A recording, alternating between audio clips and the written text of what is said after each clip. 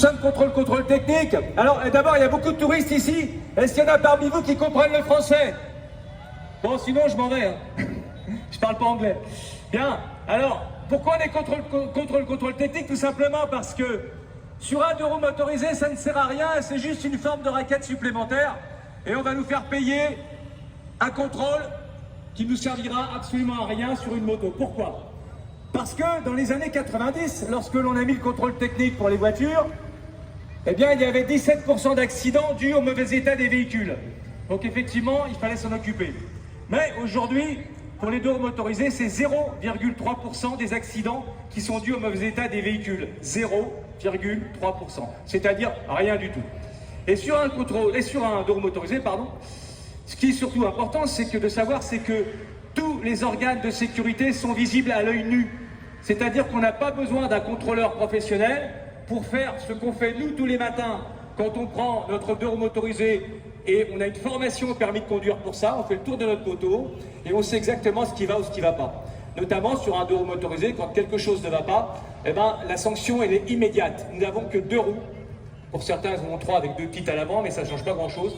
Nous n'avons que 2 roues, et si jamais notre moto est en mauvais état, ça se sent immédiatement. Attendu que nous ne sommes pas des gens suicidaires, évidemment, les réparations sont faites rapidement. Donc c'est pour ça que nous n'avons pas besoin de contrôle technique, contrairement aux automobilistes qui, effectivement, en avaient besoin à l'époque. Est-ce qu'ils en ont toujours besoin aujourd'hui? C'est un petit peu moins sûr, dans la mesure où vous avez remarqué qu'on contrôle des voitures de plus en plus récentes, pour pouvoir conserver le business du contrôle technique.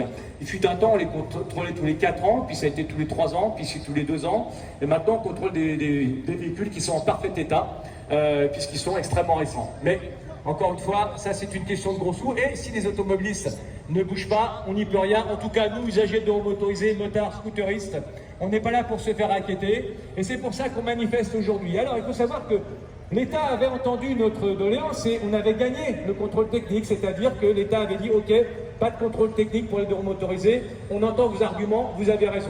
Malheureusement, il y a 3 associations pseudo-écologistes, mais qui sont plutôt anti-2 roues motorisées, qui se sont dit « Non, non, absolument, il faut qu'ils aient un contrôle technique pour leur sécurité ».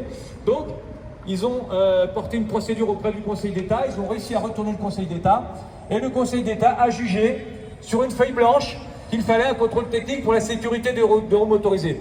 Pourquoi il a jugé sur une feuille blanche?